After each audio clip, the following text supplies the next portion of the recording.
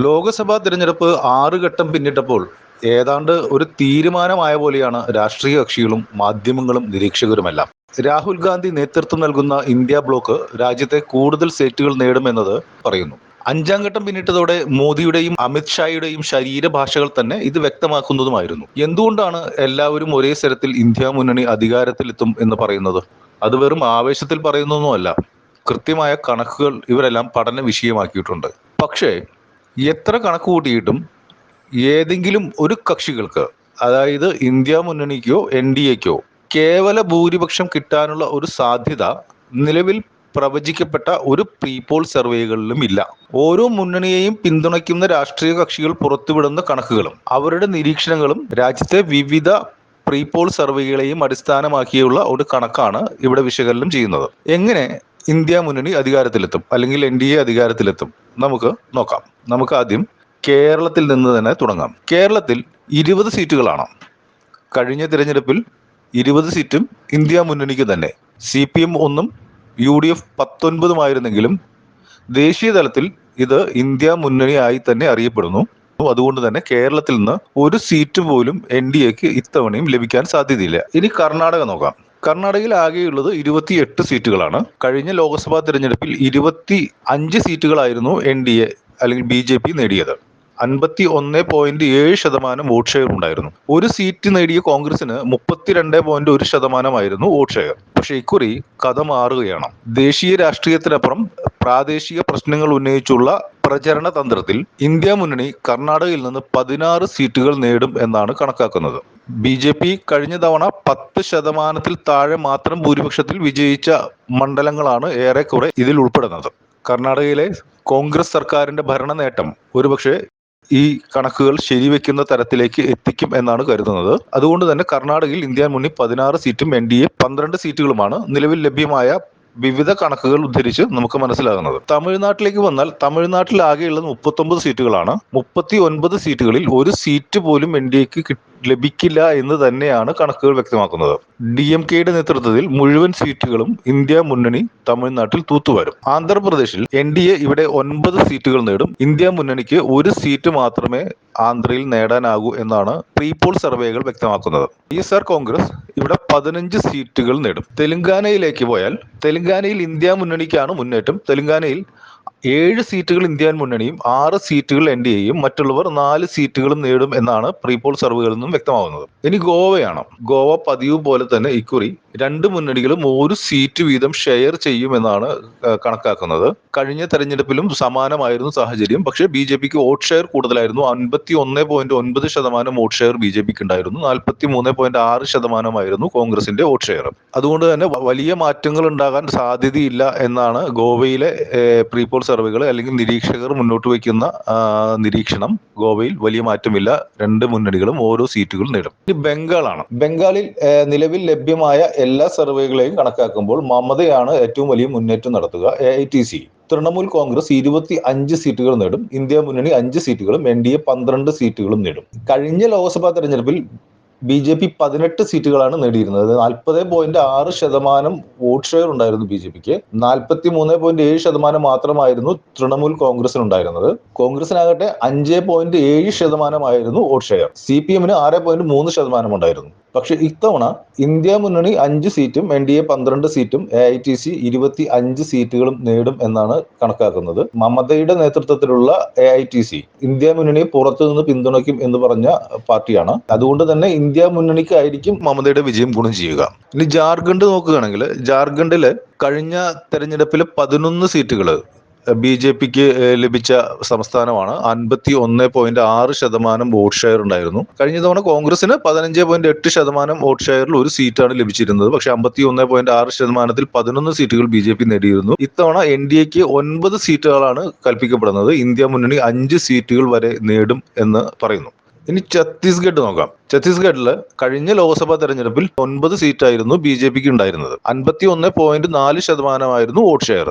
ഇത്തവണ BJPക്ക് 7 seat, 2 seat കുറയും എന്നാണ് കണക്കാക്കുന്നത്. കോൺഗ്രസിന് 2 സീറ്റ് കൂടും. BJപിയിൽ നിന്ന് 2 സീറ്റ് കോൺഗ്രസ് പിടിച്ചെടുക്കും എന്നാണ് പറയുന്നത്. കഴിഞ്ഞ തവണ കോൺഗ്രസിന്റെ വോട്ട് ഷെയർ 41.5% ഏതാണ്ട് 10% വ്യത്യാസമുണ്ടായിരുന്നു BJപിയും കോൺഗ്രസും തമ്മിൽ കഴിഞ്ഞ ലോക്സഭാ തെരഞ്ഞെടുപ്പിൽ.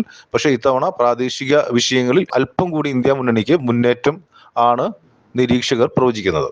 മധ്യപ്രദേശിൽ 28 സീറ്റുകൾ, കഴിഞ്ഞ ലോക്സഭാ തെരഞ്ഞെടുപ്പിൽ 58.5% വോട്ട് ഷെയറിൽ 28 സീറ്റുകൾ നേടിയത് BJപി ആണ്. 34.8% വോട്ട് ഷെയറിൽ ഒരു സീറ്റാണ് കോൺഗ്രസിന് ഉണ്ടായിരുന്നത്. പക്ഷേ ഇത്തവണ കാറ്റ് മാറി വീശുന്നു എന്നാണ് പറയുന്നത്. NDA 22 സീറ്റുകൾ നേടും, ഇന്ത്യ മുന്നണി 7 സീറ്റുകൾ നേടും എന്നാണ് പറയുന്നത്. ഇതിന്റെ രാഷ്ട്രീയ വിശകലനത്തിലേക്ക് പോകുന്നില്ല, കാരണം അത്തരം രാഷ്ട്രീയ വിശകലനങ്ങൾ ഒട്ടേറെ ചർച്ചകൾ കഴിഞ്ഞതാണ്. അപ്പൊ അതുകൊണ്ട് രാഷ്ട്രീയ വിശകലനത്തിലേക്ക് പോകുന്നില്ല. ഏതാണ്ട് സർവേ പോളുകൾ പറയുന്നതിന്റെ ഒരു ക്രോഡീകരണം മാത്രമാണ് നമ്മൾ ഇപ്പോൾ ചെയ്യുന്നത്. മഹാരാഷ്ട്ര BJപിക്ക് വലിയ ആധിപത്യമുണ്ടായിരുന്ന സംസ്ഥാനമാണ്. 27.8% വോട്ട് ഷെയറിൽ കഴിഞ്ഞ തവണ 23 സീറ്റുകൾ നേടിയിട്ടുള്ള പാർട്ടിയാണ് BJപി. രണ്ടായി പിളർന്ന NCP ശിവസേന 2 മുന്നണികളുടെ ഭാഗമായിട്ട് നിലനിൽക്കുന്ന മഹാരാഷ്ട്രയിൽ മറാത്തി റിസർവേഷൻ വളരെ പ്രാധാന്യത്തോടെ ഇത്തവണ ചർച്ച ചെയ്യപ്പെട്ട തിരഞ്ഞെടുപ്പായിരുന്നു. അതുകൊണ്ട് തന്നെ ഇത്തവണ ഇന്ത്യ മുന്നണി 29 സീറ്റുകൾ നേടും എന്നാണ്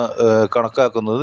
നിരീക്ഷകരുടെയും BBC ഉൾപ്പെടെയുള്ള മാധ്യമങ്ങളുടെയും സർവേയിൽ 29 സീറ്റുകൾ വരെ ഇന്ത്യ മുന്നണി മഹാരാഷ്ട്രയിൽ നേടും എന്നാണ് പറയുന്നത്. 17 സീറ്റുകളാണ് NDAക്ക് മഹാരാഷ്ട്രയിൽ കൽപ്പിക്കപ്പെടുന്നത്.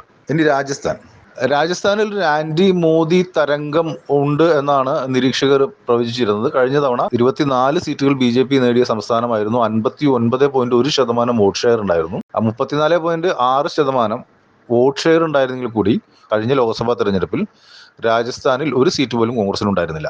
പക്ഷെ ഇത്തവണ ആം ആദ്മിയും കോൺഗ്രസും ഉൾപ്പെടെ 10 സീറ്റുകൾ രാജസ്ഥാനിൽ നേടും എന്നാണ് പറയുന്നത്. 15 സീറ്റുകളാണ് NDAക്ക് കൽപ്പിക്കപ്പെടുന്നത്. പഞ്ചാബിൽ കഴിഞ്ഞ ലോക്സഭാ ഇലക്ഷനിൽ പഞ്ചാബിൽ 2 സീറ്റായിരുന്നു BJപിക്ക് ഉണ്ടായിരുന്നത്. വോട്ട് ഷെയർ 9.7% പക്ഷെ കോൺഗ്രസിന് 40.6% വോട്ട് ഷെയർ ഉണ്ടായിരുന്നു. 8 സീറ്റുകൾ ഉണ്ടായിരുന്നു. ഇത്തവണ BJപിയിൽ നിന്ന് ഒരു സീറ്റ് പിടിച്ചെടുക്കും. 10 സീറ്റുകൾ, ഇന്ത്യ മുന്നണി 10 സീറ്റുകൾ നേടും എന്നാണ് കണക്കാക്കുന്നത്.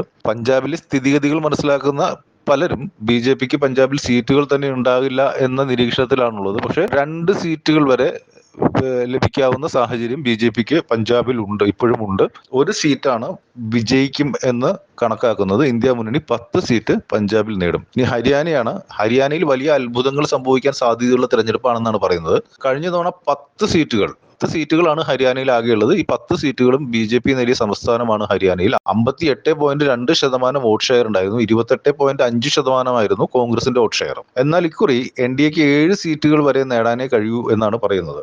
അഗ്നിപഥും കെജ്രിവാൾ തരംഗം ഹരിയാനയിൽ വല്ലാതെ ആഞ്ഞടിച്ചിട്ടുണ്ട്. അതുകൊണ്ട് തന്നെ അതുമൊക്കെ തെരഞ്ഞെടുപ്പിനെ ബാധിക്കുന്ന വിഷയങ്ങളാണ്. അതല്ലാത്ത പ്രാദേശിക വിഷയങ്ങൾ, ഒട്ടേറെ പ്രാദേശിക വിഷയങ്ങളുണ്ട്. കർഷക സമരം ഉൾപ്പെടെയുള്ള ഒട്ടേറെ പ്രാദേശിക വിഷയങ്ങളുണ്ട്. ഇന്ത്യ മുന്നണി ഹരിയാനയിൽ നിന്ന് ഇക്കുറി 3 സീറ്റുകൾ നേടും എന്നാണ് കണക്കാക്കുന്നത്. ജമ്മു ആൻഡ് കാശ്മീർ 6 സീറ്റുകളാണുള്ളത്. അതിൽ കഴിഞ്ഞ തവണ BJപിക്ക് 3 സീറ്റുകളാണ് ലഭിച്ചിരുന്നത്. ഇത്തവണ ഒരു സീറ്റ് നഷ്ടപ്പെടും. BJപിക്ക് 46.7% വോട്ട് ഷെയർ, കോൺഗ്രസിന് 28.6% ഉണ്ടായിരുന്നു. പക്ഷെ ഇത്തവണ NDAക്ക് ഒരു സീറ്റ് നഷ്ടപ്പെടും. ഇന്ത്യ മുന്നണി 4 സീറ്റും NDA 2 സീറ്റുമാണ് കണക്കാക്കുന്നത്. ഇനി ഹിമാചൽ പ്രദേശിൽ 4 സീറ്റുകളാണുള്ളത്. ഹിമാചൽ പ്രദേശിൽ 4 സീറ്റുകൾ കഴിഞ്ഞ തെരഞ്ഞെടുപ്പിൽ BJപിക്ക് ഒരു മൃഗീയ ഭൂരിപക്ഷം ഉണ്ടായിരുന്ന സംസ്ഥാനമാണ്. 4 സീറ്റുകളിൽ 4ഉം BJപിക്ക് ആയിരുന്നു എന്ന് മാത്രമല്ല 69.7% വോട്ട് ഷെയർ ഉണ്ടായിരുന്നു. 27.5% മാത്രമായിരുന്നു കോൺഗ്രസിന്റെ വോട്ട് ഷെയർ. പക്ഷേ ഇക്കുറി 2 സീറ്റുകൾ BJപിയിൽ നിന്ന് കോൺഗ്രസ് പിടിച്ചെടുക്കും. ഇന്ത്യ മുന്നണിയും NDAയും 2 സീറ്റുകൾ വീതം പങ്കുവെക്കുമെന്നാണ് രാഷ്ട്രീയ നിരീക്ഷകരുടെയും പ്രീപോൾ സർവേകളും വ്യക്തമാക്കുന്നത്. ഇനി 5 സീറ്റുകളിലെ ഉത്തരാഖണ്ഡാണ്. ഉത്തരാഖണ്ഡിൽ 4 സീറ്റ് NDA തന്നെയാണ്. ഉത്തരാഖണ്ഡിൽ ഇത്തവണ ഒരു സീറ്റ് നേടും. കഴിഞ്ഞ തവണ കോൺഗ്രസിന് സീറ്റുകൾ ഉണ്ടായിരുന്നില്ല. BJപി തന്നെയാണ് 5 സീറ്റുകളിലും വിജയിച്ചത്. പക്ഷെ ഇക്കുറി ഒരു സീറ്റ് ഇന്ത്യ മുന്നണി നേടും എന്നാണ് പറയുന്നത്.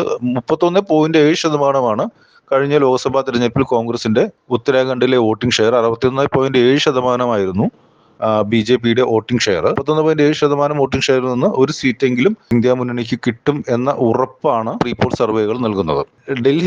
ഡൽഹിയിൽ ഇക്കുറി അരവിന്ദ് കെജ്രിവാൾ തരംഗത്തിൽ ഡൽഹിയിലെ മുഴുവൻ സീറ്റുകളും ഇന്ത്യ മുന്നണി നേടും എന്ന രീതിയിലാണ് ദേശീയ മാധ്യമങ്ങൾ ഉൾപ്പെടെ പല നിരീക്ഷകരും അഭിപ്രായപ്പെടുന്നത്. പക്ഷെ കഴിഞ്ഞ തവണ 56.9% വോട്ടിംഗ് ഷെയർ ഉണ്ട് ഡൽഹിയിൽ BJപിക്ക്. 30%-ൽ കൂടുതൽ മാർജിനിൽ ജയിച്ച മണ്ഡലങ്ങളുണ്ട്. ഇത്തരം മണ്ഡലങ്ങളെയൊക്കെ തകർക്കാൻ പ്രാപ്തമായ രീതിയിലുള്ള ഒരു തരംഗം ഡൽഹിയിൽ ഉണ്ടായതായി തോന്നുന്നില്ല. എന്തായാലും ഇത്തവണ ഇന്ത്യ മുന്നണി 4 സീറ്റുകൾ വരെ നേടാൻ സാധ്യതയാണ് ഡൽഹിയിൽ കൽപ്പിക്കപ്പെടുന്നത്. എൻ ഡി എക്ക് 3 സീറ്റാണ്. 4 സീറ്റുകൾ ബി ജെ പിക്ക് ഇത്തൂടി നഷ്ടപ്പെടും. കഴിഞ്ഞ തെരഞ്ഞെടുപ്പിൽ 7 സീറ്റുകൾ, ഡൽഹിയിലെ 7 സീറ്റുകളും ബി ജെ പിക്ക് ഒപ്പമായിരുന്നു. 22.6% മാത്രമായിരുന്നു കഴിഞ്ഞ തവണ കോൺഗ്രസിന്റെ വോട്ടിംഗ് ഷെയർ. അതുകൊണ്ട് തന്നെ ഇക്കുറി ഇന്ത്യ മുന്നണി 4 സീറ്റുകൾ നേടും എന്ന് പറയുന്നത് അരവിന്ദ് കെജ്രിവാളിന്റേത് ഉൾപ്പെടെയുള്ള തരംഗം, രാഹുലിന്റെ നേതൃത്വം, രാഹുലിന്റെ വ്യക്തമായ ഇടപെടൽ, ഇന്ത്യ മുന്നണിയുടെ ഒന്നിച്ചുള്ള നിൽപ്പ്, ഇതെല്ലാം ഡൽഹിയിൽ വളരെയധികം ചർച്ച ചെയ്യപ്പെടുന്നതാണ്, വളരെയധികം സ്വാധീനിക്കുന്നതാണ്.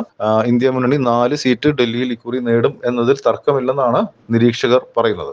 ഇനി യു പി, ഉത്തർപ്രദേശിൽ ജയിച്ചു കയറുന്നവരാണ് രാജ്യം ഭരിക്കുക എന്നാണ് പറയാറ്. ഉത്തർപ്രദേശിൽ കഴിഞ്ഞ തവണ 50% വോട്ടിംഗ് ഷെയറിൽ 62 സീറ്റുകളാണ് ബി ജെ പി നേടിയത്. 62 സീറ്റുകൾ നേടിയ ബി ജെ പി ഇത്തവണ 54ലേക്ക് ഒതുങ്ങും എന്നാണ് പറയുന്നത്. ദളിത് മേഖലയിലെ വോട്ടിംഗിൽ മായാവതി വിള്ളലുണ്ടാക്കും എന്ന വിശ്വാസമാണ് ഇത്തവണ യു പിയിലെ മുഴുവൻ സീറ്റുകളും ബി ജെ പി പിടിച്ചെടുക്കും എന്ന തരത്തിലേക്കുള്ള ചർച്ചകളുണ്ടായത്. പക്ഷെ മായാവതിക്ക് അത്രമേൽ സ്വാധീനം ഉണ്ടാക്കാൻ കഴിയുന്നില്ല. മറിച്ച് അവിടെ അഖിലേഷ് യാദവിന്റെ നേതൃത്വത്തിൽ വലിയ മുന്നേറ്റം നടത്തിയിട്ടുണ്ട്. ഇന്ത്യ മുന്നണി 24 സീറ്റുകൾ നേടിയേക്കുമെന്നാണ് കണക്കുകൂട്ടൽ. എൻ ഡി എ ഇത്തവണ 54 ഒതുങ്ങും. 8 സീറ്റുകൾ, കഴിഞ്ഞ തവണത്തിൽ നിന്നും 8 സീറ്റുകൾ യു പിയിൽ നിന്ന് തന്നെ എൻ ഡി എക്ക് നഷ്ടമാവും. ഇത് പക്ഷേ എൻ ഡി എക്ക് വലിയ ക്ഷീണമുണ്ടാക്കുന്ന വീക്ഷണമാണ് യു പിയിൽ നിന്ന് വരുന്നത്. യു പിയിൽ എൻ ഡി എ 54 സീറ്റും ഇന്ത്യ മുന്നണി 24 സീറ്റുകളുമാണ് കൽപ്പിക്കപ്പെടുന്നത്. മായാവതിയുടെ നേതൃത്വത്തിലുള്ള ബി എസ് പി വോട്ട് ബാങ്കിൽ വലിയ വിള്ളലുണ്ടാക്കും എന്ന പ്രതീക്ഷയിലാണ് ബി ജെ പി ഉള്ളത്. അത്തരത്തിലാണെങ്കിൽ ബി ജെ പി എല്ലാ സീറ്റുകളിലും ബി ജെ പി വിജയിക്കും എന്ന പ്രതീക്ഷയായിരുന്നു തെരഞ്ഞെടുപ്പിന് മുമ്പ് ഉണ്ടായിരുന്നത്. പക്ഷേ ഇപ്പൊ ആ പ്രതീക്ഷകളിൽ ചെറിയ വിള്ളലുണ്ടായിട്ടുണ്ട്. ഇന്ത്യ മുന്നണി 24 സീറ്റുകൾ നേടും എന്നാണ് പറയുന്നത്. ആസാമിലെ 16 സീറ്റുകളിൽ കഴിഞ്ഞ തവണ 9 സീറ്റായിരുന്നു. 9 സീറ്റുകൾ ബി ജെ പിക്ക് ആയിരുന്നു. കോൺഗ്രസിന് 3 സീറ്റുകളാണ് ഉണ്ടായിരുന്നത്. 36.4% ബി ജെ പിയുടെ വോട്ട് ഷെയർ, 35.8% കോൺഗ്രസിന് വോട്ടിംഗ് ഷെയർ ഉണ്ടായിരുന്നു ആസാമിൽ. ഇത്തവണ ഇന്ത്യ മുന്നണി 6 സീറ്റുകൾ വരെ നേടും. N D A 8 seat, 1 seat കഴിഞ്ഞ തവണത്തിൽ നിന്നും കുറയും എന്നാണ് വിശകലനങ്ങളിൽ നിന്ന് മനസ്സിലാവുന്നത്. 40 സീറ്റുള്ള ബീഹാറാണ്. 40 സീറ്റിൽ കഴിഞ്ഞ തവണ ബി ജെ പിക്ക് 17 സീറ്റുകൾ ഉണ്ടായിരുന്നു. ഇത്തവണ ഇന്ത്യ മുന്നണി 15 സീറ്റുകളും എൻ ഡി എ 25 സീറ്റുകൾ വരെ നേടും എന്നാണ് കണക്കാക്കുന്നത്. കഴിഞ്ഞ തവണ 39 സീറ്റുകളും എൻ ഡി എക്കായിരുന്നു. കോൺഗ്രസിന് 1 സീറ്റ് മാത്രമാണ് ലഭിച്ചിരുന്നത്. പക്ഷേ ഇത്തവണ അത് 25 സീറ്റായി എൻ ഡി എക്ക് കുറയും. ഇന്ത്യ മുന്നണി 15 സീറ്റുകൾ നേടും എന്നാണ് കണക്കുകൾ പറയുന്നത്. ഗുജറാത്തിലെ ആകെ 26 സീറ്റുകളാണ്. 26 സീറ്റുകളിൽ ഇത്തവണ 23 സീറ്റുകൾ ബി ജെ പിക്കും 3 സീറ്റ് ഇന്ത്യ മുന്നണിക്കുമാണ് കൽപ്പിക്കപ്പെടുന്നത്. ഗുജറാത്തിൽ 63.1% കഴിഞ്ഞ തവണ ബി ജെ പിയുടെ വോട്ടിംഗ് ഷെയർ, 32.6% മാത്രമായിരുന്നു കോൺഗ്രസിനുണ്ടായിരുന്നത്. പക്ഷെ ഇത്തവണ ഇന്ത്യ മുന്നണി 3 സീറ്റുകൾ വരെ നേടും എന്നാണ് കണക്കാക്കുന്നത്. ഇനി ഒറീസ നോക്കുകയാണെങ്കിൽ ഒറീസയിൽ 10 സീറ്റുകളാണ്. ഈ 10 സീറ്റുകളിൽ എൻ ഡി എ 7 സീറ്റും ഇന്ത്യ മുന്നണി 3 സീറ്റുകൾ വരെ നേടുമെന്നാണ് കണക്കുകൾ പറയുന്നത്. കഴിഞ്ഞ തവണ എൻ ഡി എക്ക് 8 സീറ്റുകളായിരുന്നു. യു പി 1 സീറ്റായിരുന്നു കഴിഞ്ഞ തവണ ഉണ്ടായിരുന്നത്. ഇത്തവണ ഇന്ത്യ മുന്നണി 3 സീറ്റുകൾ നേടും. ബിജു ജനതാദൾ 11 സീറ്റും എൻ ഡി എ 7ഉം ഇന്ത്യ മുന്നണി 3 സീറ്റുകളുമാണ് ഒറീസയിൽ കണക്കാക്കുന്നത്. ഇനി സിക്കിമിൽ 2 സീറ്റുകളാണ്. 2 സീറ്റുകൾ, ഓരോ സീറ്റുകൾ വീതം എൻ ഡി എയും ഇന്ത്യ മുന്നണിയും പങ്കുവെക്കും എന്നാണ് പറയുന്നത്. മേഘാലയയിലും സമാനമായ അവസ്ഥ തന്നെയാണ്. ഓരോ സീറ്റുകൾ വീതം, 2 സീറ്റിൽ ഓരോ സീറ്റുകൾ വീതം ഇന്ത്യ മുന്നണിയും എൻ ഡി എയും പങ്കുവെക്കും. അരുണാചലിലും സമാന അവസ്ഥ പറയുന്നു. 2 സീറ്റുകളിൽ 1 ഇന്ത്യക്ക് മുന്നണിക്കും 1 എൻ ഡി എക്കും ലഭിക്കും. നാഗാലാൻഡിലെ 1 സീറ്റ് അത് ഇന്ത്യ മുന്നണിക്കൊപ്പം നിൽക്കും. മണിപ്പൂരിലെ 2 സീറ്റും ഇന്ത്യ മുന്നണിക്കൊപ്പം നിൽക്കും. മിസോറാമും ത്രിപുരയും എൻ ഡി എക്കൊപ്പമായിരിക്കും. പക്ഷെ ആൻഡമാനും ഛത്തീസ്ഗഡും ലക്ഷദ്വീപും പുതുച്ചേരിയും ഇന്ത്യ മുന്നണിക്കൊപ്പമായിരിക്കും.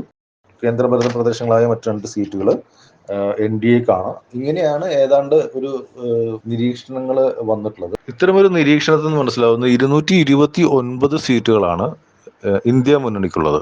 മായാവതിയുടെ 30 സീറ്റ് കൂടി ചേർത്ത് വെച്ചാൽ അത് 259 സീറ്റ്. 259 ഇന്ത്യ മുന്നണി എന്ന് പറയുന്ന ഒരു കണക്കിലെത്തണമെങ്കിൽ മായാവതി, പക്ഷെ നിലവിലെ സാഹചര്യത്തിൽ ഇതുവരെ പുറത്തു വന്ന സർവേകളും വിശകലനങ്ങളും കണക്കാക്കുമ്പോൾ ഇന്ത്യ മുന്നണി 229ഉം മായാവതിക്ക് ബംഗാളിൽ നിന്നുള്ള 30 സീറ്റ് കൂടി ചേർത്ത് 259ഉം എൻ ഡി എ 253 എന്ന ഒരു കണക്കാണ് നമുക്ക് ലഭിക്കുന്നത്. ഈ കണക്കിൽ വലിയ മാറ്റങ്ങൾ ഉണ്ടാകില്ല എന്നാണ് നിലവിൽ നമുക്ക് മനസ്സിലാകുന്നത്. കാരണം ഓരോ സംസ്ഥാനത്തിന്റെയും സ്വഭാവം അനുസരിച്ച് വലിയ മാറ്റങ്ങളൊന്നും ഉണ്ടാവില്ല.